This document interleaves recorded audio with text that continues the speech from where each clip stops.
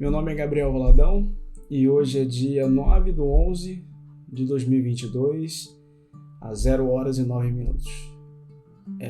Hoje nós vamos falar sobre um tema muito legal, o que é a Bíblia.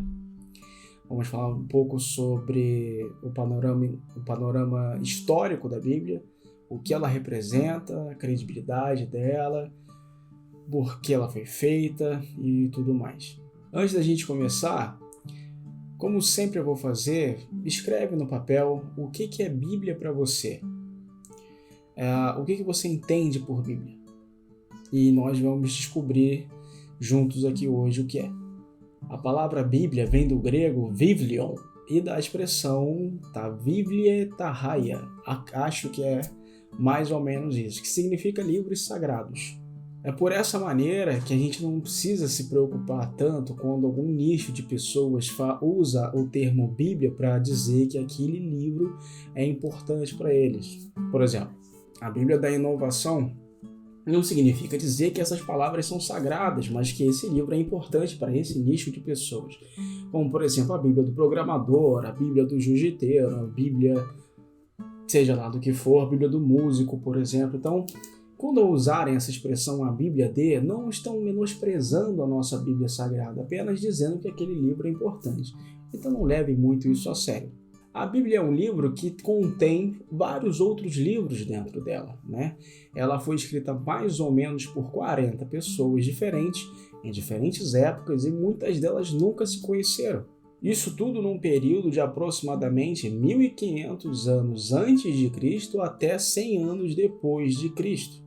Dizem que o livro de Jó é o livro mais antigo escrito e o de Apocalipse é o mais recente. Ela já foi traduzida em mais de 2.500 idiomas diferentes. Foi o primeiro livro impresso em larga escala e é até hoje o livro mais vendido do mundo.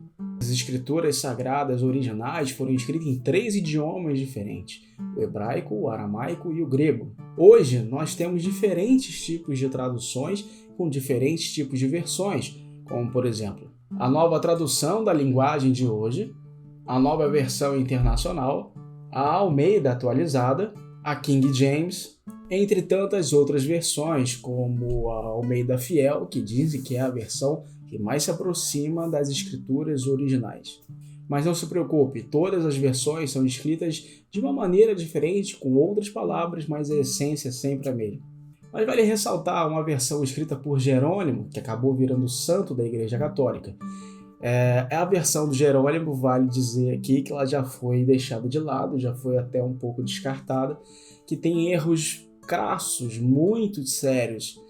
E o maior deles, na minha opinião, é quando Jerônimo tentou traduzir a palavra Caram, que significa brilhante, por Querem, que é chifrudo. Por exemplo, quando Moisés está recebendo os 10 mandamentos lá em cima do monte com Deus, ele desce do monte e o original dizia que ele descia e por causa da presença de Deus, a pele dele brilhava, ele estava reluzente e tudo mais. Na versão de Jerônimo, ele disse que quando Moisés desceu do monte, ele desceu com 2 chifres.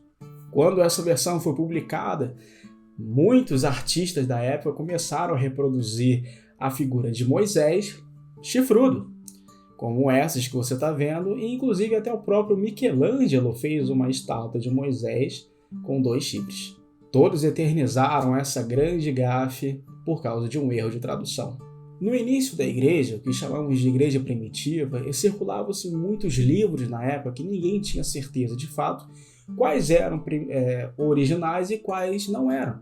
Então houve-se um grande concílio entre os anos 300 e os anos 400 depois de Cristo, chamado Concílio de Trento, e nesse concílio vários intelectuais, estudantes do cristianismo na época, sentaram para averiguar todos esses livros e separaram que de fato eram realmente autênticos, eram condizentes com a realidade histórica e que não eram contraditórios, eram baseados realmente em fatos.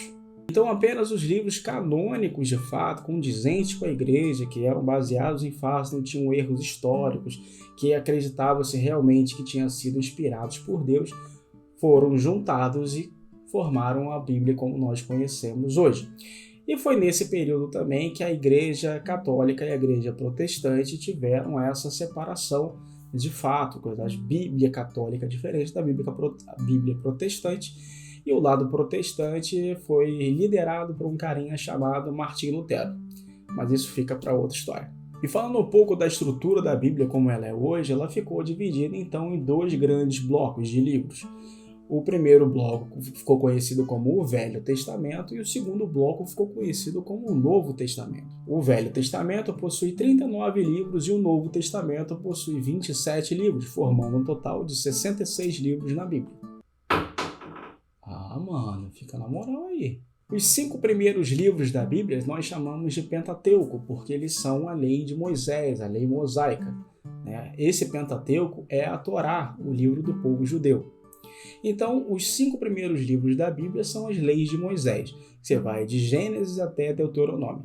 Depois nós temos os livros históricos da Bíblia sobre o povo de Israel, que vai de Josué até Esther. Depois nós temos os livros que são considerados poéticos, que foram escritos em forma de poesia, canções, louvores, orações, parábolas e etc., que temos do livro de Jó até o livro de Cânticos. Depois colocaram os livros dos profetas, que vão de Isaías até Malaquias, encerrando então o Velho Testamento. O Novo Testamento se inicia com os 4 primeiros livros, que são os 4 evangelhos de Jesus Cristo, que contam a história do nascimento de Jesus, o seu discipulado, os seus milagres, a sua crucificação e a sua ressurreição.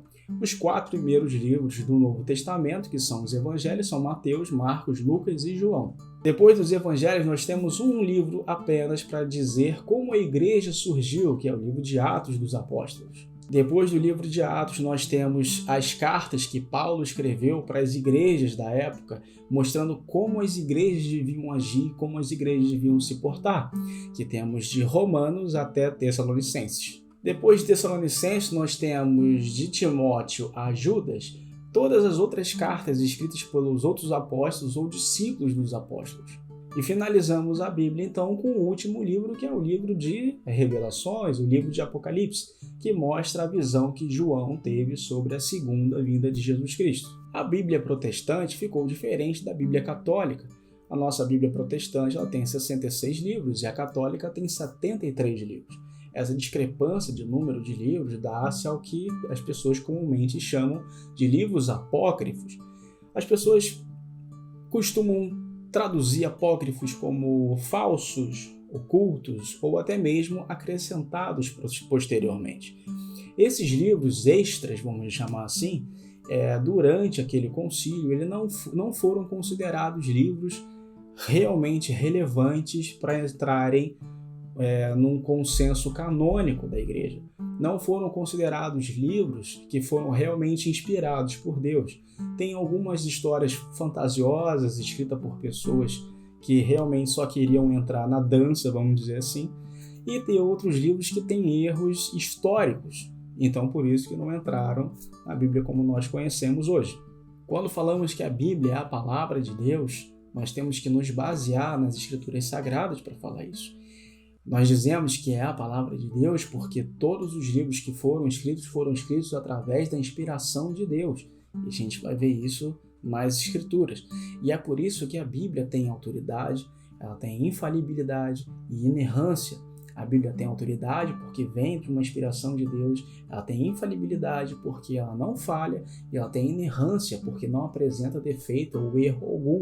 Em Hebreus 1:1a, ou seja, livro de Hebreus, capítulo 1, versículo 1a, quando colocamos uma letrinha A ou B depois do versículo, do número do versículo, que a gente quer dizer que vamos utilizar apenas uma parte daquele versículo por enquanto. Como aqui é Hebreus 1:1a, eu quero somente a primeira parte desse versículo. Se fosse 1b, seria a segunda parte desse versículo, assim por diante. Tudo bem? Então, em Hebreus, capítulo 1, versículo 1a, diz o seguinte: há muito tempo Deus falou muitas vezes e de várias maneiras aos nossos antepassados por meio dos profetas. Em 2 Pedro 1:21, 2 Pedro capítulo 1, versículo 21, diz o seguinte: pois nenhuma mensagem profética veio da vontade humana, mas as pessoas eram guiadas pelo Espírito Santo quando anunciavam a mensagem que vinha de Deus, certo?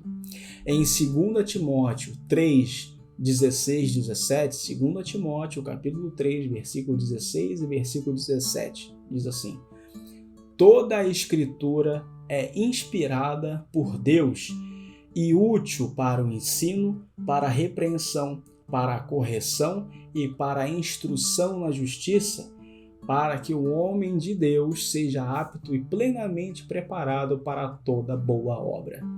Acabamos de ver aqui que a Bíblia, ela possui autoridade porque ela foi inspirada por Deus. E por ser inspirada por Deus, ela não comete falhas, ela não tem erros. Vale ressaltar que a Bíblia não precisa de interpretações externas, ela é autoexplicativa. Se existe um versículo que você pega e você não entende, pode ter certeza, existem outros versículos dentro da Bíblia que vão te dar um caminho certo para o seu entendimento. Me diz uma coisa, você já brincou de telefone sem fio? Que você conta uma história para uma pessoa e essa pessoa vai contando por várias outras até chegar à última. E essa última pessoa sempre fala uma história totalmente diferente daquela original, certo? Agora imagina fazer isso por milhares de anos. Contar uma história que leva milhares de anos para ser publicada, por várias pessoas diferentes que nunca se conheceram, de culturas diferentes, de línguas diferentes. Você acha que ia dar certo? Se a Bíblia fosse escrita apenas por seres humanos, jamais daria certo. A Bíblia é respaldada e é como é e funciona e é útil até nos dias de hoje porque foi inspirada por Deus. Se as histórias da Bíblia foram escritas apenas por seres humanos, Jesus não teria multiplicado 5 pães e 2 peixinhos, teria sido 47 capivaras e 9 urubus. Apesar de termos traduções diferentes e foram produzidas em diferentes épocas, a fidelidade da Bíblia às escrituras originais é inigualável. Não existe em nenhum outro livro do mundo. A gente precisa chegar em um nível de maturidade, de entendimento da palavra, que quando lemos alguma coisa e aquilo nos parece um pouco errado, contraditório, está incompleto, o problema não está na Bíblia. O problema está em nós, como seres humanos. Não entendemos aquilo de fato. Vamos ver em outra tradução. Se aquela outra tradução diz a mesma coisa. Ou se existe algum versículo na mesma tradução que pode respaldar aquilo que está faltando ao seu entendimento. O problema não está na Bíblia. O problema está em nós. O que a Bíblia pode acrescentar no nosso dia a dia?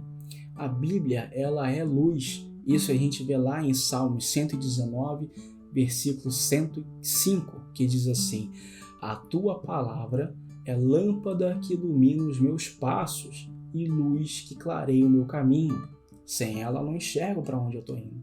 A Bíblia é vida. Em Hebreus 4, 12, Hebreus capítulo 4, versículo 12, diz assim: pois a palavra de Deus é viva e eficaz, é mais afiada que qualquer espada de 2 gumes, que corta dos dois lados, né? Ela penetra até o ponto de dividir a alma do espírito, juntas e medulas, e julga os pensamentos e as intenções do coração. A Bíblia é alimento. Em Mateus 4 diz assim: Jesus respondeu: está escrito, nem só de pão viverá o homem, mas de toda palavra que procede da boca de Deus. A Bíblia também nos mostra o que é felicidade, como sermos felizes. Lá em Salmos, capítulo 1, versículo 1 e 2, diz o seguinte: felizes são aqueles que não se deixam levar pelos conselhos dos maus, que não seguem o exemplo dos que não querem saber de Deus e que não se juntam com os que zombam de tudo que é sagrado. Pelo contrário, o prazer deles está na lei do Senhor, e nessa lei eles meditam dia e noite. A Bíblia é o plano de Deus para nós.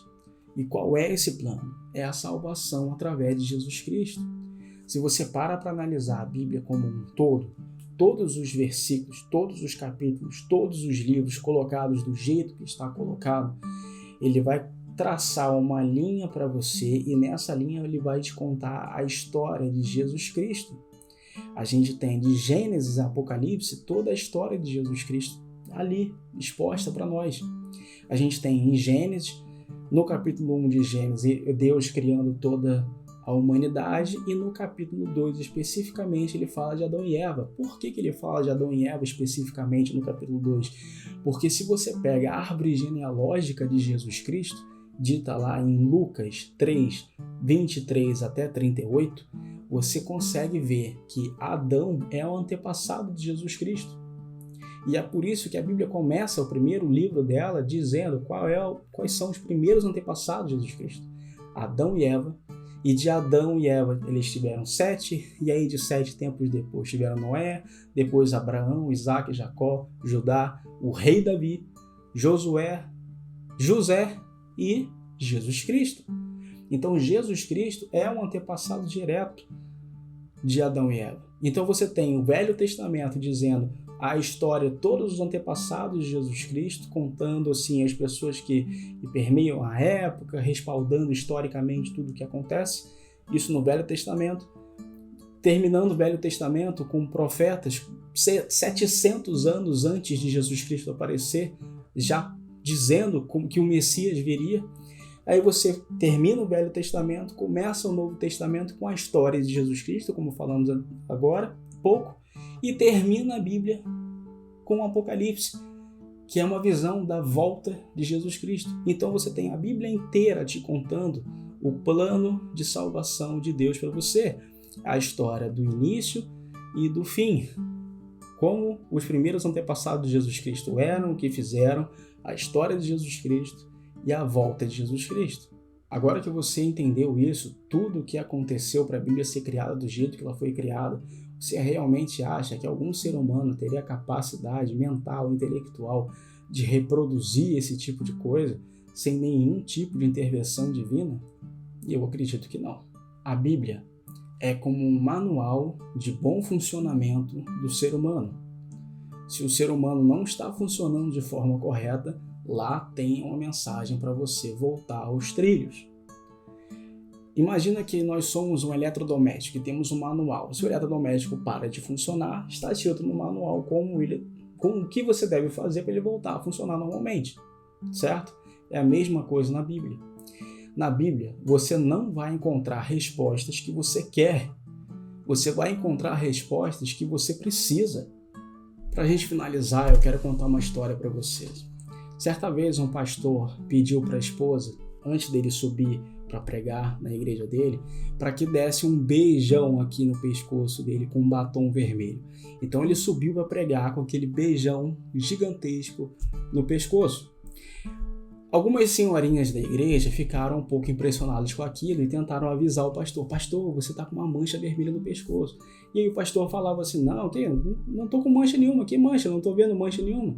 E aí uma das senhorinhas pegou um espelhinho da bolsa, foi até o pastor e mostrou para o pastor. Só que o pastor, de propósito, fazia assim, ó: não estou vendo nada, não estou vendo nada. Olhava de lado, olhava de outro, mas não via o reflexo dele no espelho. Então a senhorinha foi e ajeitou o espelho para ele. Aí ele disse: agora eu consigo ver.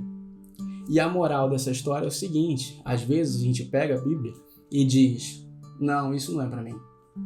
Não, isso é para outra pessoa. A gente quase nunca pega a Bíblia e olha para ela e fala assim: isso é para mim.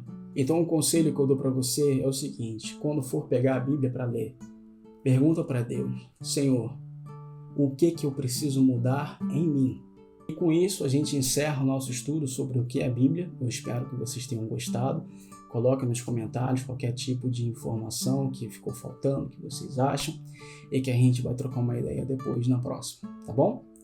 Muito obrigado para todos e até mais.